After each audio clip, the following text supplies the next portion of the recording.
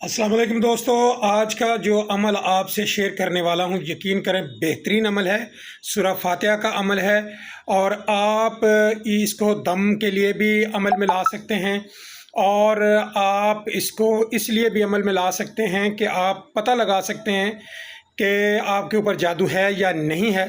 तो तरीक़ाकार इसी तरह एक गिलास ले लें शीशे का, उसे पानी से भर लें। पीने वाला पानी इस्तेमाल जो करते हैं आप, वो आप उसके ऊपर 101 मरतबा सूरह फातिहा पढ़ के और उस शख्स का नाम लें जिस शख्स का पता लगाना है कि इसके ऊपर जादू है या कोई साया है।